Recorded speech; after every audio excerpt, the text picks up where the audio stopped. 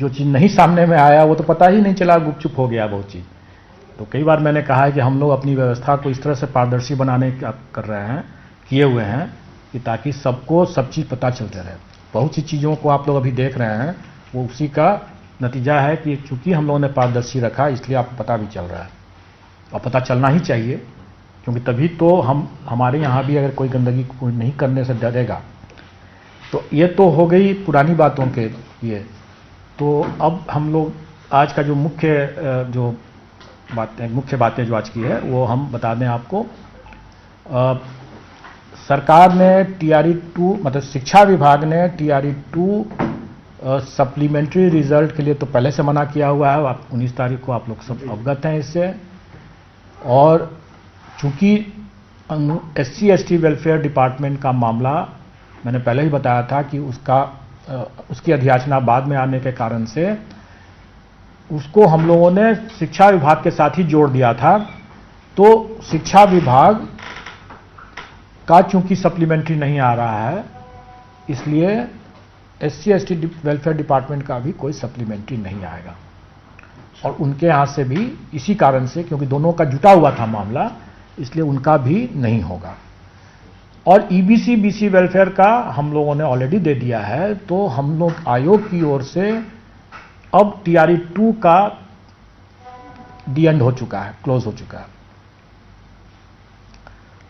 तो अब हम TRE 3 की बात करेंगे। TRE 3 हम लोगों ने पहले आगामी जो TRE का विचार किया था तो अगस्त के लिए किया हुआ था। वो अगस्त में TRE होगा, लेकिन वो TRE 4 होगा। और आप TRE 3 को समझ लीजिए सप्लीमेंट्री TRE समझ लीजिए। सप्लीमेंट्री रिजल्ट नहीं आया कोई बात नहीं, लेकिन सप्लीमेंट्री TRE आप इसको समझ लीजिए एक तरह से। और वो TRE 3 होगा और वो मार्च में होगा। और अभी हम लोगों ने एक टेंटेटिव आपको डेट में कुछ बता दूं, 10 फरवरी से 23 फरवरी तक आवेदन आमंत्रित किए जाएंगे ऑनलाइन। और 7 मार्च से 17 मार्च तक में परीक्षा होगी। 17 मार्च तक। और ये परीक्षा होगी 1 to 5, 6 to 8, 9 to 10 और 11 to 12। चारों कैटेगरी की होगी, एक्सेप्ट हेडमास्टर की परीक्षा नहीं होगी इसमें। इसके बाद जब ये उसके बाद का आगे का कार्यक्रम बनेगा, बहुत जल्दी बनेगा उसका भी, वो हेड टीचर का है, लेकिन वो अभी नहीं, लेकिन बहुत जल्दी उसके लिए भी आएगा मामला। लेकिन फिलहाल जो है वो TRE 3 है। और TRE 3 का ये मामला जो है बता दिया मैंने। आवेदन 10 फरवरी से 23 फरवरी, परीक्षा 7 मार्च से 17 मार्च। ये परीक्षा की तिथि अभी हम लोगों ने जैसे बताया कि टेंटेटिव है, क्योंकि हम लोगों को अगर इलेक्शन के कारण से अगर DMs की लॉ एंड ऑर्डर की व्यवस्था वगैरह कई पहलू होते हैं जो आप लोग जानते हैं, तो अगर वैसे कुछ पहलू होगा तो उस पर आगे पीछे कुछ करना पड़ सकता है। अभी फिलहाल के लिए यही मान के चलें कि अभ्यर्थी तैयारी करें। और ये 7 से 17 मार्च जो हो गए परीक्षा, इसमें शिक्षा विभाग, क्योंकि उसका सप्लीमेंट्री नहीं आया था, इसलिए शिक्षा विभाग, और चूंकि SC/ST वेलफेयर का भी सप्लीमेंट्री नहीं आया था, इसलिए SC/ST वेलफेयर, ये दोनों ही डिपार्टमेंट के लिए ये एग्ज़ाम होगा। और चूंकि इस EBC BC वेलफेयर डिपार्टमेंट का सप्लीमेंट्री रिजल्ट आ चुका है, इसलिए TRE 3 में EBC BC वेलफेयर सम्मिलित नहीं है। तो सिर्फ 2 विभाग होंगे। और इस बार हम लोग विभागों के बीच में चयन का कोई प्रावधान नहीं रखेंगे। हम लोग उसमें, जैसे हम लोगों ने पिछले बार भी किया था, 38 के बाद 39 से करके किया था, उसी तरह से रहेगा। और लेकिन मल्टीपल रिजल्ट्स हम देने की हमारी बाध्यता है, क्योंकि किसी को भी हम बाकी विकल्प हमको देना होता है। अगर कोई 11-12 करना चाहे, कोई 9-10 करना चाहे, कोई तीनों करना चाहे, चारों करना चाहे, तो वो कर सकता है, वो अप्लाई कर सकता है और उसके लिए उसको देना होगा। और इसमें सप्लीमेंट्री रिजल्ट्स का कोई प्रावधान नहीं रहेगा, जैसा कि विभागों ने स्पष्ट कर दिया है, क्योंकि ये परीक्षा ही एक तरह से सप्लीमेंट्री परीक्षा मान के चलें आप लोग, इसलिए इसमें सप्लीमेंट्री रिजल्ट की कोई प्रावधान नहीं रहेगा। और इसमें जो बचे हुए जो पद होंगे वो फिर उसके बाद TRE 4 में जाएंगे, और जो अगस्त में होगा।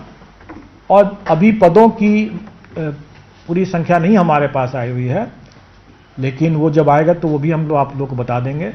संभावित है कि बड़ी संख्या में इस TRE 3 में भी और TRE 4 में भी, दोनों में संभावित है बड़ी संख्या में। कितना है अभी नहीं बता सकते, जब तक वो सब जब शिक्षा विभाग से जब आएगा या SC/ST वेलफेयर से आएगा। SC/ST वेलफेयर से तो कम ही आएगा, क्योंकि SC/ST वेलफेयर के पद भी बहुत कम हैं, तो कम ही आएगा। बाकी जब आएगा तो आप लोगों को खबर हो जाएगा उसके बाद। वो मैंने वो कोई भी अनुमान नहीं दूंगा मैं। सर अपीयरिंग वालों को मौका देंगे कि नहीं सर? हम लोग का जो प्रावधान है उसमें कि जो आवेदन करने की अंतिम तिथि तक उनकी पात्रता होनी चाहिए जो है, तो उनका रिजल्ट जो है वो उस तारीख तक होना चाहिए। सर STT परीक्षा के फॉर्म लिए गए हैं, तो ये बच्चे बैठेंगे TRE 4 में जाएंगे। मैंने बता दिया कि जो हमारे जो आप इसको अगर जैसे मैंने पहले भी कहा, इसको सप्लीमेंट्री एग्जाम अगर के दृष्टिकोण उस तरीके से समझने में ज़्यादा आसानी लगेगा लोगों को समझने में। हाँ। देखिए, मैं कोई भी नीतिगत मामले में इस पर कुछ भी नहीं कर सकता हूँ। वो नीतिगत मामले जो भी हैं वो सरकार के क्षेत्राधिकार में है, और वो उस पर मैं कोई भी टीका टिप्पणी नहीं करूँगा। अपीयरिंग वाला भी क्लियर नहीं हो पाया सर, जैसे आपने कहा कि हमारे हिसाब से जो परीक्षा जो हमारे जो आवेदन की अंतिम तिथि तक जो डिग्री वो जो लोग उसके लिए एग्जाम के लिए योग्य होंगे, हमारी TRE 3 की परीक्षा के लिए जो योग्य होंगे वही भाग ले सकते हैं। सर अटेम्प्ट का सर क्या सर, 3 अटेम्प्ट मानिए खत्म हो गया तो वो चौथा में फिर से नीतिगत कोई भी बिंदु हम नहीं कमेंट करेंगे। इसके लिए हमें अगर जानकारी भी होगी तो भी मैं कमेंट नहीं करूंगा, मैं कर नहीं सकता हूं, मैं इसके लिए अधिकृत नहीं हूं। तो आप इसके लिए शिक्षा विभाग से ही आप पता करें कि क्या हो सकता है।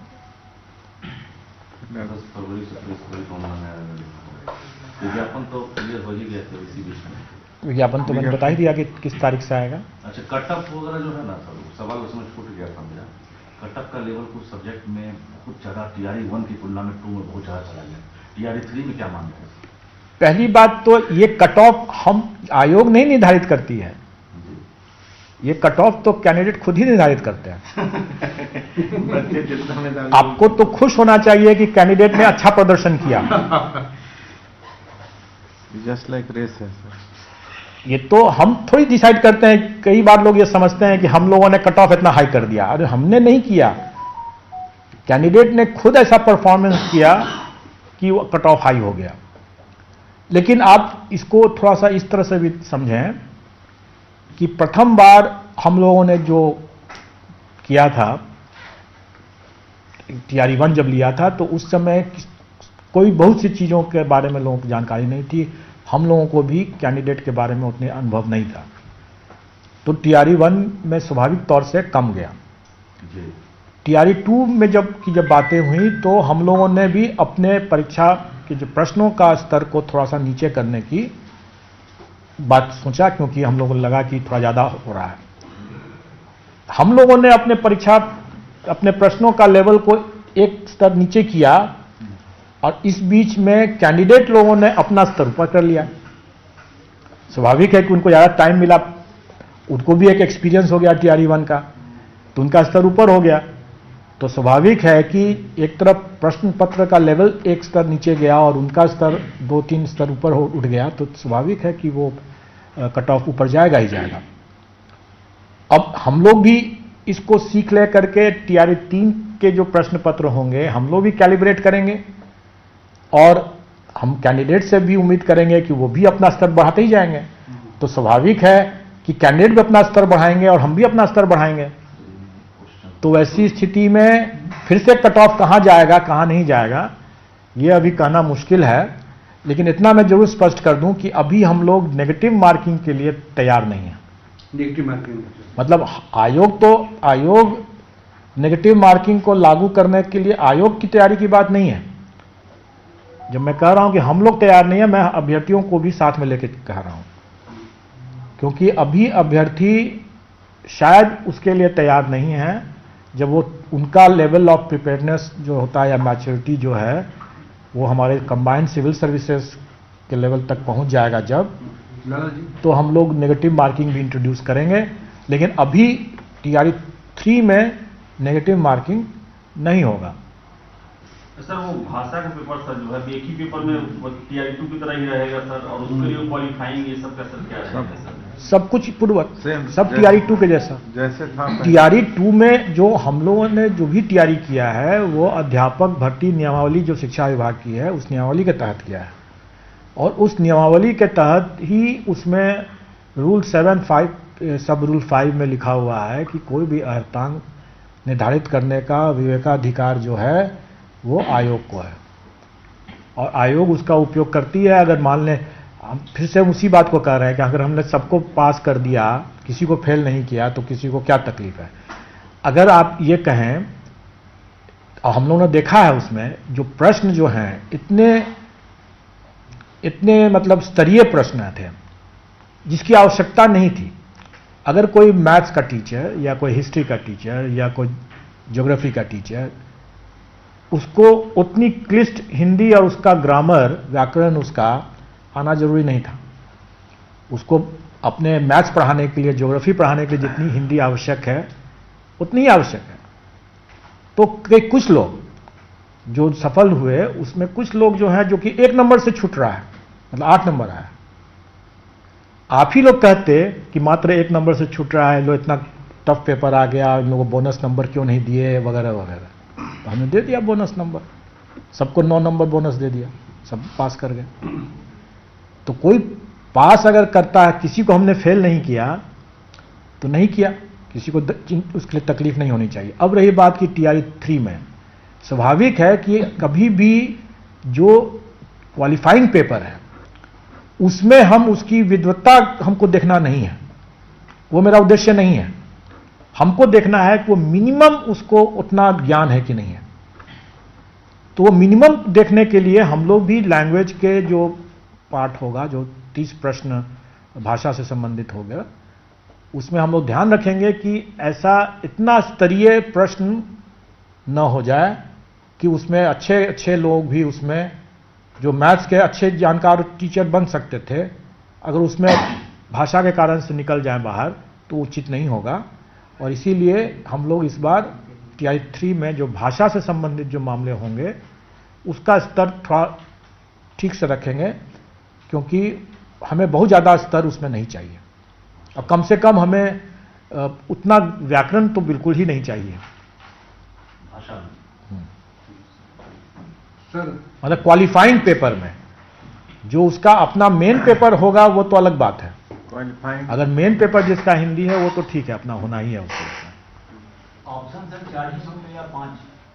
मतलब अब तक 4 दे रहे थे। अभी हम लोग उसमें परिवर्तन नहीं करेंगे। जैसा मैंने बताया कि बहुत से चीज़ों को हम भविष्य के लिए छोड़ रहे हैं, और जैसे नेगेटिव मार्किंग मैंने बताया, उसी तरीके से ऑप्शंस के बारे में भी जो टीआरई 2 में है वही टीआरई 3 में रहेगा। सर एक सवाल ये है कि आपका जो एग्जामिनेशन कैलेंडर है उसके मुताबिक टीआरई 3.0 अगस्त के महीने में पूरा सवाल, तो जो अभ्यर्थी थे उसके मुताबिक ही वो तैयारी कर रहे थे। अब आप कह रहे हैं कि टीआरई 3.0 नहीं है बल्कि सप्लीमेंट्री पूरक परीक्षा इसको समझा जाए, क्योंकि पूरक रिजल्ट की घोषणा नहीं की है। सर ये किस हालात में सर, क्या कोई आप लोगों ने जो निर्णय लिया यहाँ पे कैसे पहुंचे कि मार्च में ही परीक्षा लेनी, देखिए अगस्त में परीक्षा होनी थी? हम लोग इसमें अगस्त की परीक्षा अभी भी है जी, और हम लोग इसमें कोई भी निर्णय हम लोग अपने से नहीं लेते हैं। अधियाची विभाग अपनी अधियाचना भेजते हैं और उसके हिसाब से हम लोग अपना बनाते हैं। अगर अधियाची विभाग को चाहिए कि अभी तुरंत हमें चाहिए, तो अधियाची विभाग से पूछना होगा कि अभी उनको तुरंत क्यों चाहिए। यानी सर पिछले 2 हफ्ते का डेवलपमेंट है ये। अपना अनुभव सर बता दीजिए। नहीं, हम लोग तो देखिए, हमारी जो व्यवस्था है, अच्छा कि आपने पूछ दिया, आप लोग शायद अवगत भी हैं कि मेरा कार्यकाल सीमित है लेकिन हम फिर भी पूरे कॉन्फिडेंस के साथ क्यों कह रहे हैं कि हम लोग इसको कर सकेंगे, क्योंकि हमारी अपनी तैयारी और अपना जो टीम और अपनी व्यवस्था जो है वो सुदृढ़ हो चुका है। आप देखेंगे कि जो 15 दिसंबर को TRE 2 की परीक्षा हुई और उसके तुरंत बाद 25 तारीख 18 तारीख को तुरंत उसके बाद जो पुनर्परीक्षा जो होना था री एग्जामिनेशन 2 सेंटर का, वो हम लोगों ने कर लिया। इतने कम समय में हम लोगों ने कैसे कर लिया? इसलिए कि हमारे पास पूरी तैयारी है। आप लोग ये मान के चले सर कि होली के पहले शिक्षकों का एक प्लॉट और बिहार को मिलेगा। हम लोग 25 मार्च अगर सब कुछ ठीक ठाक चले तो निश्चित तौर पर, क्योंकि हमने जैसे बताया कि हमारा होमवर्क किया हुआ है, हमारी तैयारी है। एक इसी से मिलता जुलता प्रश्न, शायद मैं पहले नहीं उसका जवाब दे पाया लेकिन अभी दे रहा हूं। TRE 2 के समय में लोगों ने पूछा कि जब आपने इतना जल्दी मेन रिजल्ट दे दिया तो सप्लीमेंट्री रिजल्ट देने में इतना समय क्यों लगता है? ठीक है, तो मैं इसको भी एक्सप्लेन कर दूं कि मेरे पास कोई जादू की छड़ी नहीं है कि मैंने घुमाया और रिजल्ट हाजिर है। उसके लिए मेहनत करनी पड़ती है और उसके लिए होमवर्क करना पड़ता है, और वो होमवर्क हम लोगों ने पहले से कर रखा था, परीक्षा प्रारंभ होने के पहले से कर रखा था। तो वो कौन सा होमवर्क था? एक तो अभ्यर्थियों की सूची, सुनने में बहुत सरल लगता है लेकिन ये अभ्यर्थियों की सूची जब हम लोग आवेदन लेते हैं तो उसी समय हमको मिल जाता है। हम लोग को सिर्फ छांटना रहता है कि एक ही अभ्यर्थी 4 जगह एग्जाम दे सकता है, तो उसको चारों जगह उस लिस्ट में बनाना है। आप लोगों को मालूम होगा कि 90 रिजल्ट्स थे TRE 2 में, 90 रिजल्ट्स थे। तो एक ही अभ्यर्थी अगर 4 जगह है तो हमको उस सभी अभ्यर्थियों को 90 लिस्ट में छांट करके लगाना होता है। तो यह अभ्यर्थियों की सूची हुई है, 90 सूची ऐसे तैयार किया गया, और यह 90 सूची हम लोगों ने परीक्षा प्रारंभ होने के पहले तैयार कर लिया, क्योंकि हमारे पास अभ्यर्थियों की सूची थी, आवेदन था सबका। दूसरा जो हम लोग करते हैं वो है वैकेंसी। जैसा मैंने बताया कि हमें 90 किस्म की लिस्ट बनाना है, रिजल्ट देना है, तो 90 किस्म के हमको वैकेंसी का भी हमको चार्ट तैयार करके रखना है। और चूंकि वैकेंसी की भी सूचना हमको पहले से थी, तो इसलिए वो 90 चार्ट्स भी हमारे पास पहले से तैयार हम लोगों ने कर लिया। इन दोनों चीजों को, मतलब अभ्यर्थियों की सूची और वैकेंसी का चार्ट, इसको हम लोगों ने अपने सॉफ्टवेयर में लोड कर दिया, और ये सारा काम हम लोगों ने परीक्षा प्रारंभ होने के पहले कर दिया। उसमें जो समय की हमें बचत हुई, और बाकी जो काम जो था, जो कि परीक्षा जब समाप्त हुआ तो OMR का स्कैनिंग और मार्किंग और वगैरह वगैरह, वो सब जो कार्रवाई हुआ वो परीक्षा के बाद की बात है। तो परीक्षा के बाद की जो कार्रवाई किया उसमें हमको जो टाइम लगा, उसी टाइम में मैंने 15 दिन के अंदर में रिजल्ट दिया, क्योंकि पहले का होमवर्क किया हुआ था। अब सप्लीमेंट्री रिजल्ट की जब बातें आई, तो सप्लीमेंट्री रिजल्ट में हमको तब तक पता नहीं चलेगा अभ्यर्थी कौन कौन से छंटे, जब तक कि विभाग हमको नहीं बताएगा कि इतने लोगों ने इन जैसे 6 to 8 और 9 to 10 दोनों में हो गया, तो 6 to 8 का दावा अगर छोड़ा है तो कितने अभ्यर्थी ड्रॉप आउट हुए मल्टीपल रिजल्ट्स के कारण से।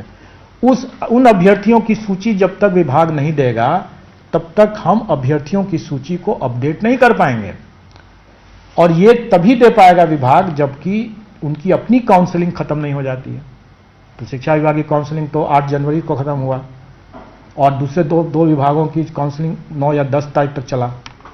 तो उसके पहले तो हम दे ही नहीं सकते थे, क्योंकि वो हमको लिस्ट ही जब देंगे तभी तो हम अभ्यर्थियों की सूची बनाएंगे। और आपको ध्यान है, जैसे मैंने बताया कि 90 रिजल्ट्स हमको बनाने हैं, मतलब कि वो सूची को उनसे सूचना लेकर के अभ्यर्थियों की सूची को अपडेट करके उसको 90 तरह से हमको सजा के रखना होगा। उसके साथ साथ वैकेंसी की सूचना, वो भी तो बताएंगे कि कितने मल्टीपल रिजल्ट्स की कितने वैकेंसी क्रिएट हो रहे हैं। कहने का मतलब है कि जो होमवर्क हम मेन रिजल्ट बनाने में हम पहले से कर चुके थे, वो होमवर्क हम तब तक नहीं कर सकते हैं जब तक कि संबंधित विभाग हमको उसकी सूचना नहीं दे। एक ब्रेकिंग और दे दीजिए सर। 7 से 17 मार्च जो है ये परीक्षा की तिथि है, होली है 25 तारीख को, 24 तारीख को टेंटेटिव मार दें हम लोग क्या? क्योंकि आपने रिकॉर्ड पिछले बार पढ़ा था कुछ चीज आप नए पदाधिकारियों के साथ भी आप लोग वार्ता करके कर लें। जहां तक मैं समझता हूं कि हमारी जो तैयारी है वो सुदृढ़ है और अचीवेबल है। अच्छा, होली से पहले संभावना, चलिए अचीवेबल है, लेकिन